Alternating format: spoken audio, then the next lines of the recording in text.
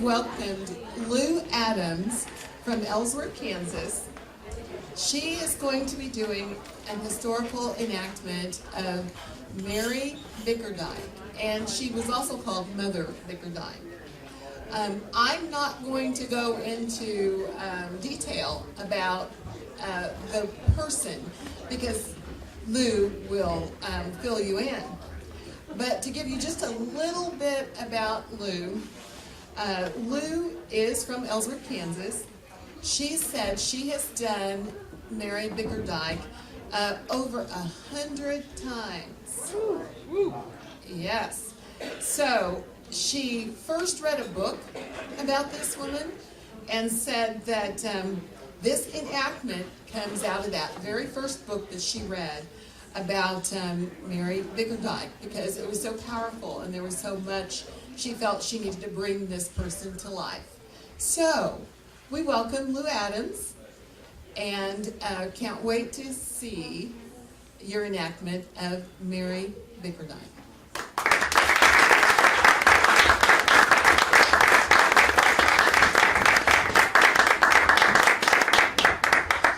I'm going to assume that many of you sitting out here are volunteers, and I'm just going to kind of explain to you how my being a volunteer took up 5 years of my life, and then it never ended after that.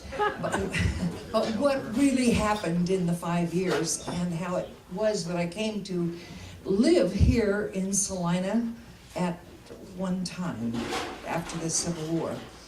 You know, my volunteer work began, I was in a community congregational church in Cairo, Illinois, and the Civil War had started and President Lincoln needed 75,000 troops. And how do you raise 75,000 troops? You do it without email or Facebook or anything like that. They went to the churches and they said to the churches, "Sir, you are going to be in charge of a regiment. Now you just raised the regiment." So the regiments came out of the churches, and that meant that the people that joined the regiments were related to each other.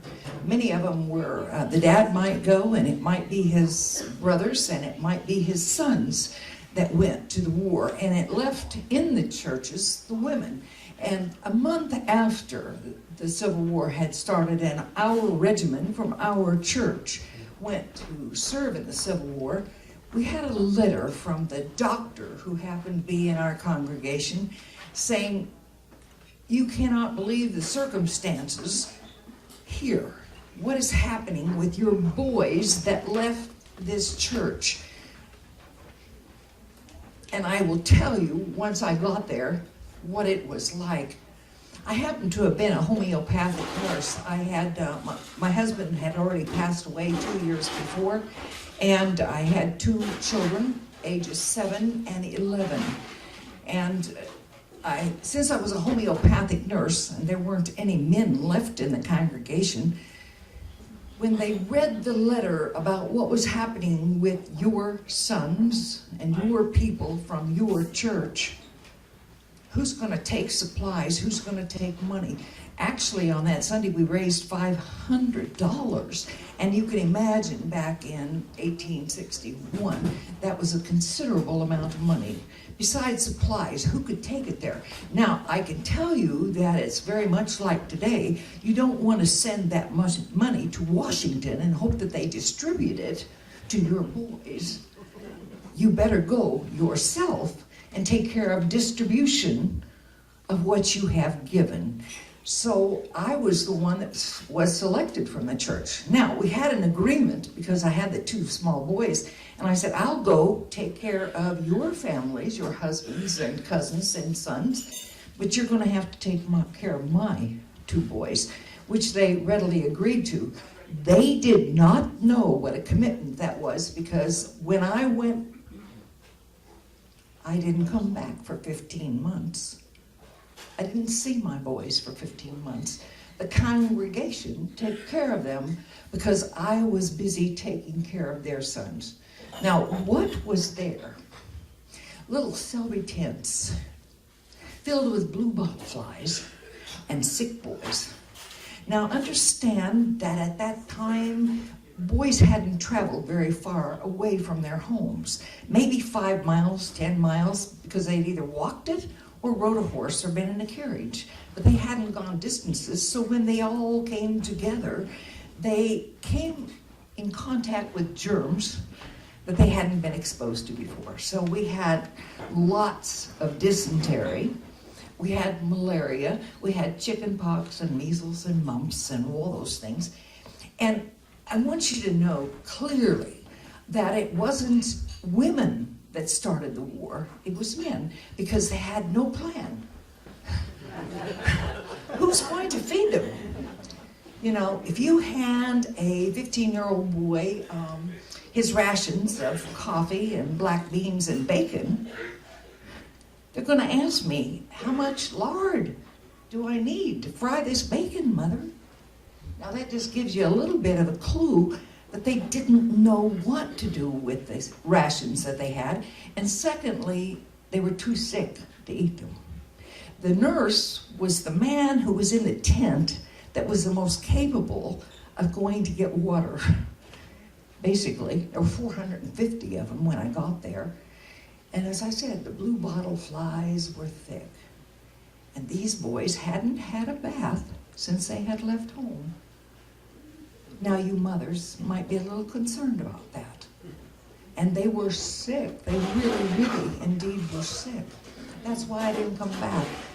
I got some hogshead barrels that had brown sugar in them. They were big barrels, and we cut those in half. The problem I had to begin with, though, was that the doctor said, you know, I have no authority over anyone. I can't make anyone do anything. So, you know, as a woman, you kind of know how to manipulate men. The secret is through the stomach, right? And that's what I did. I said, look, guys, some of you haven't had a square meal since you left home. I need to have these tents mucked out because the tents were just mud. There was no lining there. Old stale straw that was beginning to mildew, and the sickness of the boys. I said, I'll fix you a chicken dinner if you'll help to muck out those tents, and let's lay fresh straw down in there. And I needed somebody to cut across half those hogshead barrels so that we had 2 halves and we could bathe 2 boys at a time. Now, you mothers know what that's like if your sons haven't had a bath in 3 months' time. Besides being sick. And that was the beginning for me, and the reason why I didn't ever come back. Because the boys there needed me. Now, I was not enlisted. I was not a part of any group or regiment in particular. I was just kind of a free-willing volunteer agent. And y'all understand about volunteers. My volunteer job, oddly enough, lasted 27 out of days a week, 24/7. And it lasted from 1861 to 1865 when the war closed. And even after that, I spent many years as a volunteer. And part of that was spent here in Salina, and I'll get to that later. What do you do when you have that many sick boys? And hey, yeah, my name is Mother Bickerdyke, and I was called Mother because 21 million of those boys were under, I'll turn that around, 2 million of the boys were 21 and younger who were in the Civil War. Now the thing is that 300,000 of them were under the age of 16. 200,000 were under the age of 15. We had boys who went with their fathers, their uncles and their brothers, ran away from home, who were 8, 9, 10, 11, 12, 13, 14. And I can tell you what they saw was nothing like they ever had anticipated. They were not ready for that. And when they were sick and their leg was blown off and they had lost an arm, they wanted their mother. And so I actually became known as mother to thousands of young men who served in the Civil War. Now that'll just give you a little picture of where that was. I'll tell you that I wasn't involved in the battles except to know where they were going to end up. I either followed major field battles. I was not put into a Salina hospital setting kind of thing. I was in hospitals on occasion, but most of the time I was in the field hospitals, meaning that we set them up. They said that basically I could bake bread on the back of a mule, and that would be true. And I just asked for a show of hands, how many of you women do bake bread? Just put your hand up if you do bake bread. And leave your hand up if you bake more than 2 loaves at a time. Oh, do you bake more than you do? 3? 4. Okay, anybody to beat that? I guess she's the only one I'm going to take with me because my bread trough was 10 foot long, 4 foot wide, and 3 foot deep. And it took a few barrels of flour in the morning to set up the dough in there to have it rise during the day. And when we followed the army, or went ahead of them, I had that bread trough carried on the back of mules. So literally, I did. Now, when we got there, and here's this one volunteer that I can count on, we had to bake 500 loaves of bread so that the men could eat that night, and they'd been marching all day long.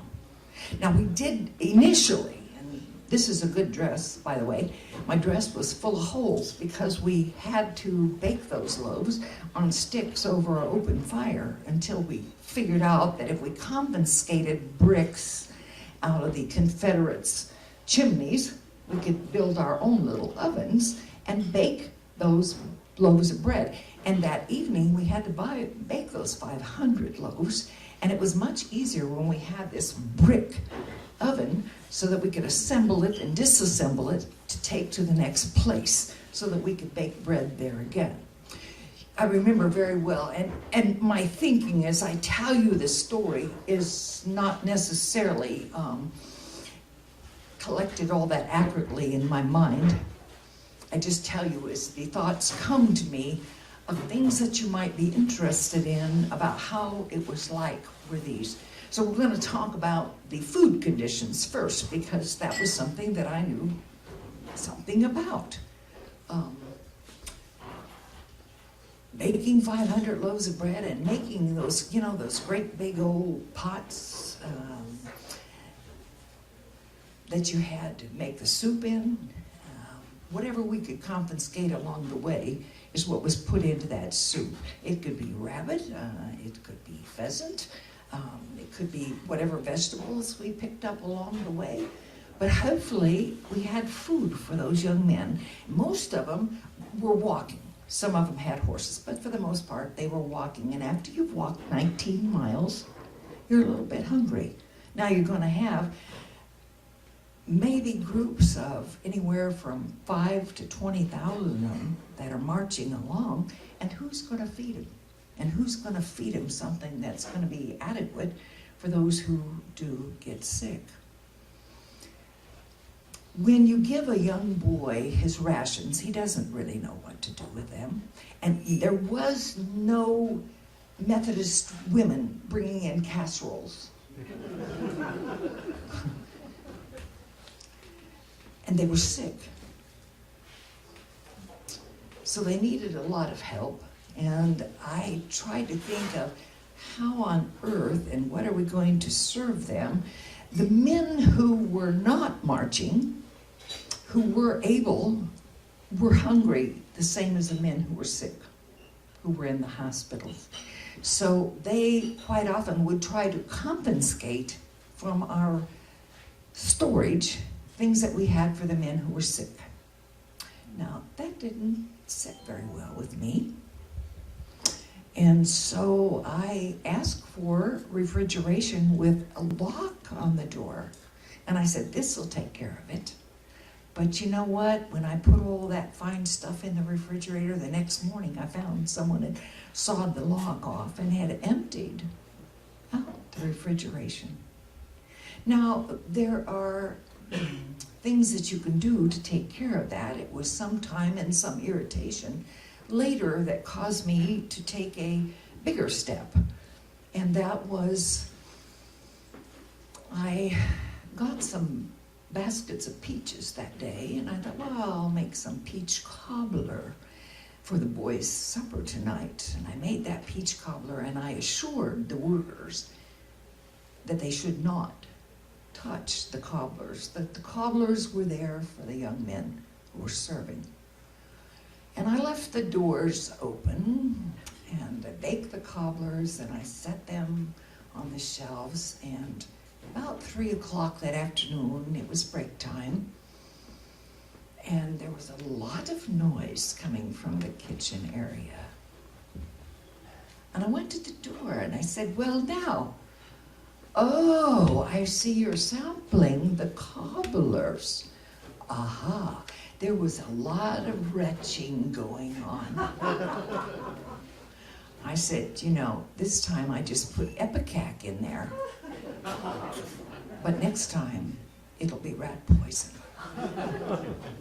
Don't touch the food for the boys. Now, I have to tell you, I was in conflict very often, and you're a young man, and you probably, if you had gone, that's right, yeah, you, sir. I'm gonna pick on you more than once, okay? You always think you know more than women, right? Not me. Not you. Some of these guys did. They were really young. I mean, they were like 18, 19, 20, 21, you know, and they threw, what's this old lady do? She's 44, what the heck? Does she know about anything? He came through the field hospital one day, and he saw that there were eggs under this young man's pillow. And I had put those hard-boiled eggs there because the young man was hungry. But he was so sick, he couldn't eat anything. But he kept thinking, if I could just have a hard-boiled egg. I said, hey, you can have that. And I gave him hard-boiled eggs, put them under his pillow.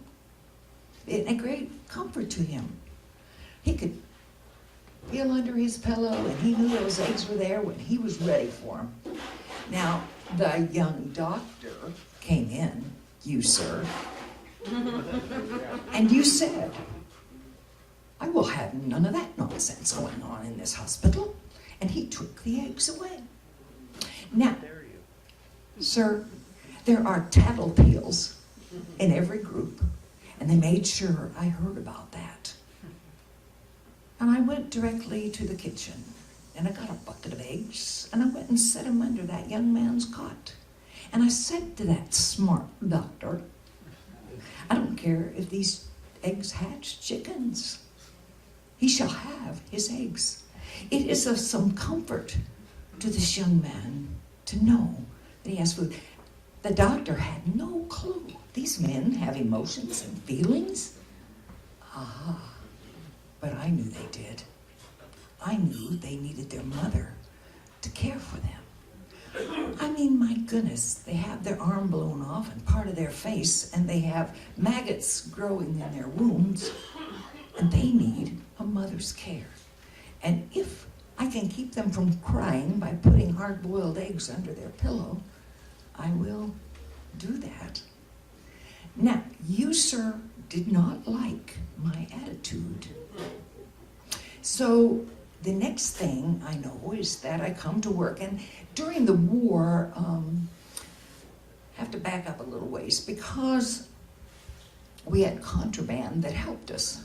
Contraband meaning, look, we're down south and the people owned property, and property was slaves. And the slaves became contraband, and the slaves followed the army, hoping that there would be some food or something for them because their owners had taken care of them and provided food and clothing and whatever they needed for years. Now they're without their owners. What are they going to do? They're going to follow us. So there were times when I had 50, 60, 70 contraband following the army. They got rations and they got a plug of tobacco a month, and that was a great thing.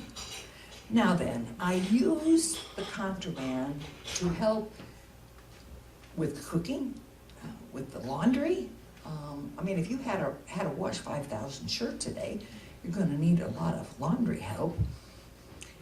Anyway, I had this note that was posted, and this doctor was not happy because I had come up against his command.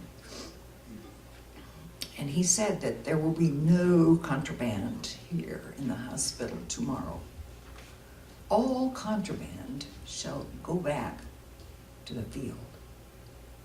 When I got in that night and saw that note, I thought, oh, really? It was pouring rain outside. Now, what can I do but go for the bigwig who's in charge and go see the general and tell him, you've got to talk to me tonight. And of course, the general was in his tent and he was already in bed sleeping. I said, oh yeah, right. No, you will listen to me. This is what happened today. They are taking and saying there will be no more contraband help. And sir, if I don't have the help of the contraband, I can't do the laundry, I can't do the cooking, I can't do this all for your 5,000 men. What are you gonna do about it? And he says, I write an order, and Mother Bickerdyke shall have the contraband. Well, I put that order back in my pocket and went right back and slept that night. And when I came in the morning, you, sir, were standing there. And you said, Mother, can't you read? It says right here, those contraband are not to be here in the hospital. And they were all there working. They were feeding out the breakfast and they were in the laundry rooms and all that. And I said, oh, yeah, I read that, but who is in charge of you, sir? Oh, it's, General Hurlbut. And I said, well, I happen to have a note right here in my pocket, and it says right here that those contraband shall be working for Mother Bickerdyke. Now, you weren't happy, but in the 4 years that we were working together, you did change your attitude. You realized that I really was there to take care of those boys. It was essential to have the contraband to help. The food, when you're out walking behind the army, is not good. And you all have heard of hardtack, and if you want, I have a basket back there that has some hardtack in it. And hardtack is really that. It's just flour and water and a bit of salt. And it is hard, and by the time it had traveled from where it had been prepared and got to us, it quite often was very, very hard and could only be broken up with stone. Yeah, kerwab, as she said. And it many times was loaded with weevils because it had been traveling so long. The boys told me the best thing to do was this. You take your tin cup, you break up your hardtack, you put it in the cup, and then you pour boiling water or boiling coffee over it, and then you swirl it about in your cup, and then when the weevils come to the top, you can pour them off, and then your hardtack's soft enough that you can chew it. Not bad. The boys got really smart too. I don't know how many of you have ever made what they call sock pudding. Oh, probably not. Well, if you would take your hardtack and you mix your hardtack with some bacon grease. Now, just get all the ingredients, the bacon grease, some water, and some whiskey. And you take your sock off, sir. I hope you have one. And you put this in your sock, and then you boil some water, and you hold that sock into the boiling water, and then you have boiled pudding.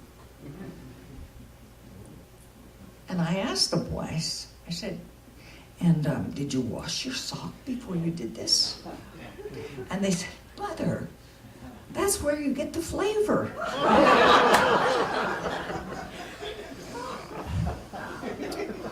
The boys ate a lot of what we call koosh. Koosh, I don't suppose any of you eat koosh, but if you take cornmeal and you take some bacon grease again and some water. You can stir that up and make this mushy couche, or you can fry your couche. You know, I mean, the boys had to learn how to build a fire and make whatever, and couche it was for some of them. You're really hungry now, aren't you? And I've told you about what they eat. Yeah. A big bread trough.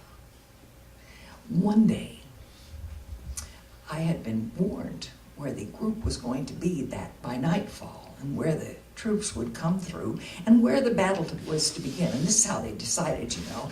The generals would decide, well, this is where we're going to meet, and then we'll fight there. Okay? Okay, that's great. And I had big kettles of soup, and we had baked the bread, and we were ready for those boys. And the general come through, the troops are following behind him, and I said, you must stop now, and the boys are going to eat before they go. They walked all day. They've been traveling all day. And he said, oh no, we don't have time to stop. We're going to keep going. Now, Debbie, I know she knows this, that we have to tell the men sometimes in a different sort of way who's in charge. And so I waited until the leader, the general, was out of the way. And then I said, forward march! Stop, halt! And they did. They halted, and they had their soup, and they had their bread, and they were ready to go. And that's when I said, forward march! And they went on.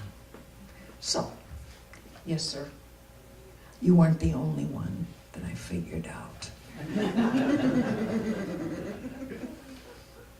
Sometimes I was the only woman in the camp of 2,000 and some. I'll tell you, how many of you are familiar with the Battle of Shiloh? I've heard about the Battle of Shiloh. Yeah, that was just a little church out in the middle of a field. And they decided that they were going to have a battle that day, and they did. By nightfall, we had over 6,000 men who were injured, to say nothing of the 20,000 some who were dead. You could have walked 2 miles in any direction and never stepped foot on the ground. The ground was covered with the men who were injured, those who were dead, their horses, their equipment, their blankets, their canteens. Now, when you talk about triage and determining who needs help and where do you take them, and you don't have a hospital to go to, you don't have ambulances to haul them away. We filled the churches, the schools, the cafes, anywhere there was space with those who were injured. It's pouring rain, too. The climate is not always accommodating to what you need either. Devastating. Yeah. That many men injured. And what do you do? You know, during the war, the men, again, sorry, sir, but I'll pick on you because they hadn't made accommodations for dressings or anything like that. Now, if you've got over 6,000 some men who are bleeding, who have their legs and arms shot off, their faces shot into, and you have no dressings, the men, they burned and buried everything. Well, you can't burn and bury what you need to have. At one time during the war, I went to Chicago, and I talked to the Chamber of Commerce in Chicago. Now, Chicago never had sent anyone to the war. They'd never had any battles at Chicago, but those men were willing to meet as a Chamber of Commerce, a bunch of volunteers. They said, you know what, we'll give you $1,200 a month to the end of the war to help you out. And I said, thank you. But I said to the one man, is that enough? What are you going to do about it, sir?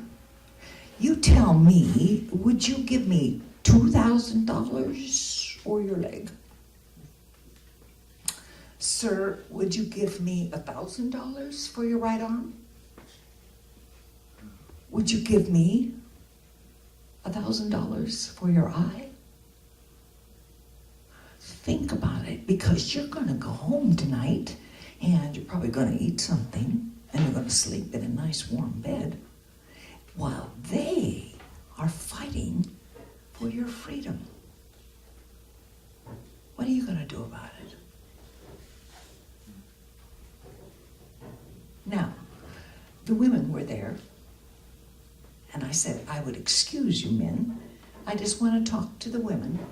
And the women then were wearing petticoats, which I don't bother with, but they had 3, 4, 5, 6, 7 petticoats, and in their petticoats were 10 yards of muslin.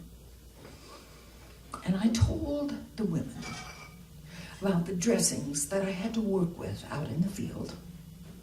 We used gunny sacks to wrap arms and legs that had been amputated, or leaves of a tree, anything, because we did not have dressings. Ladies, I can tell you, and I see none of you are wearing dresses today, or slips, petticoats,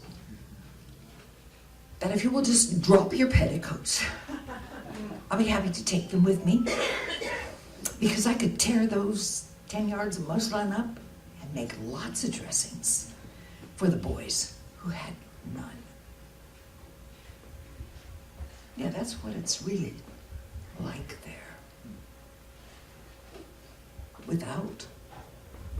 You know, those boys at the Battle of Shiloh laid out under the trees, side by side by side by side, with their shattered legs and arms and holes in their faces for 4 and 5 days before a surgeon could get to them. And you know, within an hour of having an injury, the maggots were already in the wounds. Gangrene sets in, doesn't take long at all. They had no choice. There was nowhere to go. We'd already covered all the floors of the churches and the schools and the buildings that were available. Yeah, they needed help. Yeah, they needed help, which is why I simply didn't come home, which is why I stayed with them, trying to make sure that they had some kind of dressing. You know, the doctors had 2 instruments. They had a knife and they had a saw, and that's how they took care of the amputations. An amputation only took 7 minutes, and we were on to the next. Amputations were done on the doors. The doorways were taken off of houses and set up under trees, and hopefully had a tent over the top of them. But we had stacks of limbs laying out beside the tent where the doctors were doing amputations. And trust me, nobody wanted to have an amputation. 29,000 some died following amputations. Now you say, why is amputation so prevalent during that time? That's because they were shooting each other with musket balls. Now, the guns with musket balls of whatever size, when it hits your arm, it shatters the bones. You don't set those bones. Your arms are shattered. Your leg is shattered. Maybe both of your legs are shattered. You're not going to go anywhere at all. You're going to be in pain. You're going to have maggots. And you're going to soon have gangrene. You know, the boys that went from the field hospitals went to Washington, D.C. And they had many, many, many hospitals surrounding the Capitol at the time. And in fact, at the Capitol, they had ovens underneath the White House that could bake. 6,000 loaves of bread a day for these men.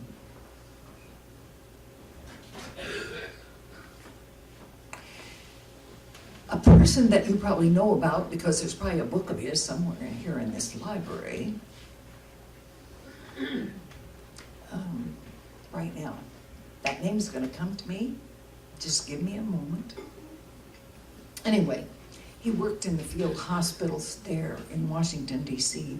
throughout the war, and all he would do was walk through those wards, and he was seeing those 8 and 9 and 14 and 15 and 16-year-old boys who were all shot up, who were away from their parents, who were dying, who just wanted someone to care for them.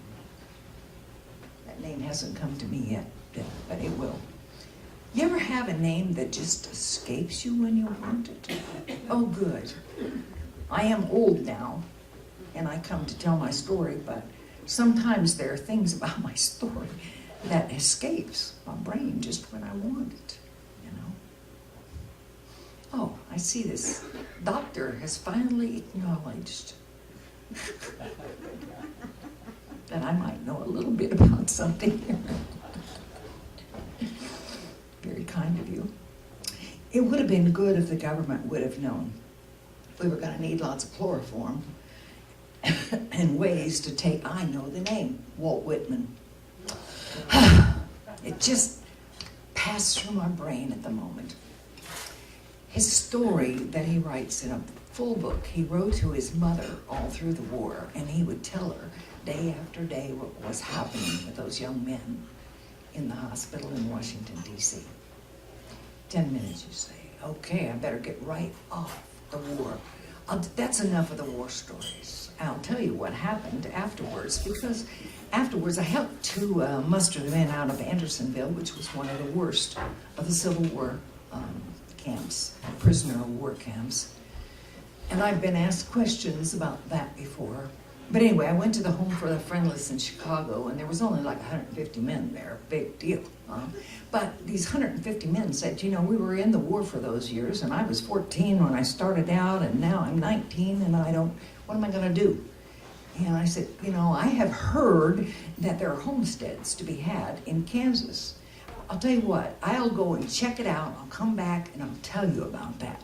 So I went to the railroad, and I got on the railroad, and I came to Kansas, 1865, and the railroad was just being built, going to Denver, Colorado, and stopped in Salina, Kansas. This is how far they had gotten, was here. I said, this would be a perfect place for me to bring boys from the Civil War to come out and homestead, because they could get their 150 acres. And by the way, it's interesting, but an acre of ground at that time only cost you $1.25 for a full acre. And if you wanted an acreage right beside the railroad track, which was lush and flat and great for crops, it cost you $2.50 an acre. Now these boys could have 150 acres free. It's however many years you served in the Civil War. You had to have had a total of 5 years. And so they had to set up their property somehow during the time they're there and add up to 5 years, and then 150 acres was there. That is how Kansas became settled. Now, I came here and said, perfect place. I built a boarding house, 600 block of North 9th Street here in Salina, right beside the railroad track. Now, of course, it's not sitting there today. I'm sorry, it isn't. You could sleep 100 at the boarding house, and you could feed 30 men at a time. And the railroad said, Mother, you can have passage for however many men and their families that want to come for free for the next 2 years. Well, I managed to get 300 men and their families here to Kansas. Now, then you wonder, how is it that Wilson, Kansas is a whole bunch of Czechoslovakians? Why did all the Swedish people go down to Lindsberg? Why did the Germans stick around here and the French went up to Belleville? They came in groups, and they settled with their friends, and then they brought their families to settle in these areas. Now, these were boys that I knew during the Civil War. Now, I was here for a couple of years with that boarding house, and the Indians came through. The Indians were not one happy group, because these settlers were taking away the Indians' property. Probably 80% of Kansas was occupied by Indians prior to the Civil War. You see, Kansas, or Salina, didn't. Didn't even exist hardly at that time. Now, they helped to settle them, and I tell you what, I never let go of the boys from the Civil War, and they never let go of their mother either. I had lots and lots of letters from them, lots of communications, lots of visits from them, because to them, many of them, I was the only mother that they really had known. And they set up what they called the GAR, Grand Army of the Republic, so that they could have conventions every single year, and they had national conventions, they had state conventions, and Ellsworth one year decided they would have the national convention. Hey, that was great, but Ellsworth was a town at the time, and this was in 1898. They only had a little over 1,000 people that were there. But in 1 week's time, 30,000 people came to Ellsworth, Kansas, to celebrate the national reunion in the state. I have a picture of it back there. Build a huge dome building that could seat 4,000 men, or stand up 7,000 if we took all the chairs out. Susan B. Anthony came to that national convention, and she spoke there with me, and when we talked, I didn't have a microphone, but the acoustics in that big building were so good that there was no one that could not hear me talk with them. They celebrated with music and baseball games and lots of fun competitions that whole week. And after the week was over, and remember that the town did not have hotel rooms or restaurants or latrines for 30,000 people. You can imagine what a surprise that was to Ellsworth. And they said, we're never coming back here again for a national convention. You guys can do what you want. But now they have this big building, and they have set up hospitals, and they've done all kinds of things there. And it was men that did this, not the women. They said, we'll just give this over to the WRC, the Women's Relief Corps. And the Women's Relief Corps will take care of things. And so the Women's Relief Corps set up a home for widows and orphans. And that home was there from the 1800s to 1952, where hundreds and hundreds of women were cared for. There's even a cemetery there, the Bickerdyke Cemetery. By the way, I'm not buried there. You didn't know, but I kind of resurrected myself just to come here tonight to talk to you. But I was buried in Galesburg, Illinois, with my husband and daughter. Anyway, that was a part of my life, was at Ellsworth. I didn't live there, but I came there often to see them, and I lived often in Bunker Hill and Russell, Kansas, and Great Bend, Kansas. I came back to Salina, Kansas with my son, who was teaching rhetoric and history over at Kansas Wesleyan University for a time. So, I am a native of this town, and so you should know something about Mother Bickerdyke. Anyway.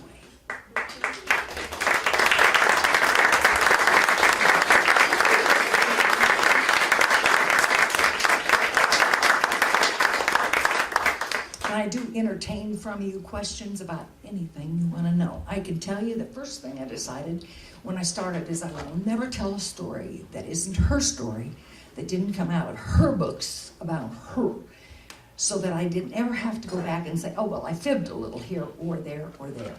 But they were all her stories. And that's how I come to do it, is to read a book about her and said, there is no way that this book should be closed forever. It's an old book, 1898 when it was written. but her story needed to come out, and she needed to live to tell the story to you so that you could have an appreciation of what happened during those years. So your questions. And don't be shy. Yeah.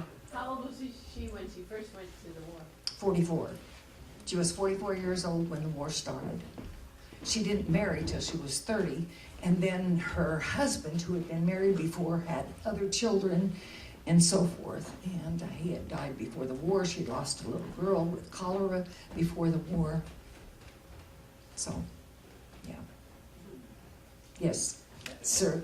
At some point, did you not have some kind of help at all? Contraband. That was The it? contraband, basically. There were some young women who came. Many times during the war, the boy's mother might come. Sometimes they were more of a nuisance than they were a help, and they only want to help with one when you got a hospital with 600 that need help, so they weren't too helpful, you know what I'm saying? But because of the contraband, yes, they help with the laundry, they help with the cooking.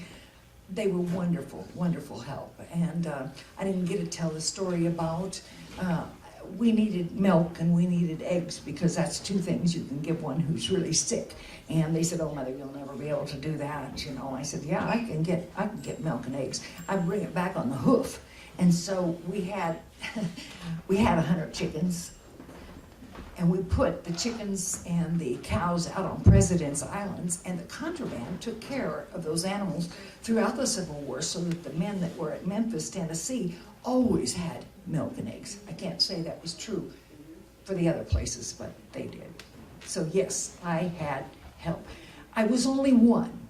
And I tell you, you guys are volunteers. You are only one. But you know, when everybody puts their oneness together, you can accomplish great things. And that's what the Women's Coalition does. You get together and you become a force and do things. And you can do mighty, mighty things. Yes? You might tell what her relationship was with President Grant and General Sherman. Well, many things would not have happened without them, because Grant wrote me a railroad pass so that I could travel on the railroads throughout the war. And Sherman, he was kind of a special guy. We were kind of like, because I was not there to take nonsense from anybody.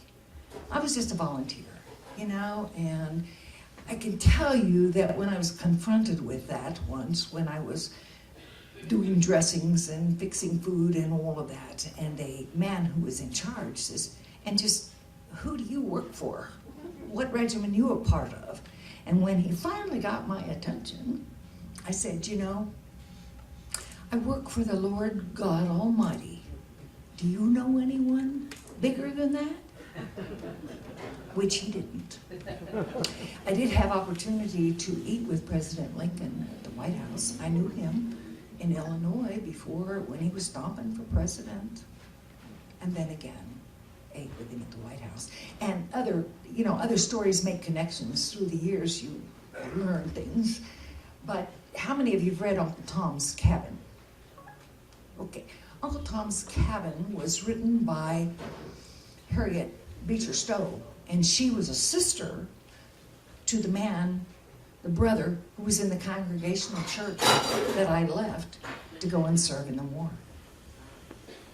Now, Liza, one of the main characters in the book of Uncle Tom's Cabin, I helped her because I worked Underground Railroad. My uncle had secret places in his home, and I worked there and helped Liza to escape to Canada.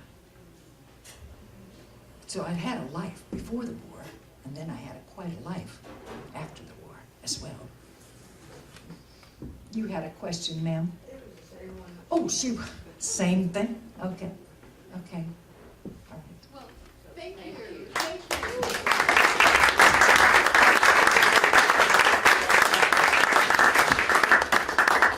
That's her. Isn't her home still standing in Bunker Hill? The one that the boys gave her? No. Or if they No. torn it down? Yeah, they've torn that down. I don't know what year, but there was a home she lived in at one time that the postmistress still lives in. That's there. It was a home that they had rented. The home she owned that the boys gave her was an old home when they gave it to her, and that was, before 1900, so it's gone. There is a great museum, though, in Bunker Hill. Thank you.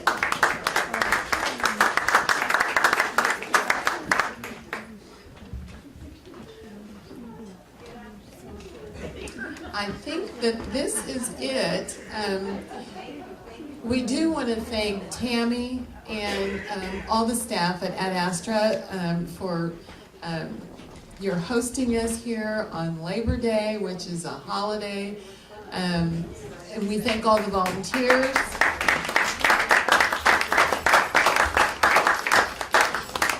And I think, unless Tammy has anything else that she would like to say, the Salina Area Workers Coalition really encourages you to check us out on the internet and come to a meeting. Our next meeting is September 7th.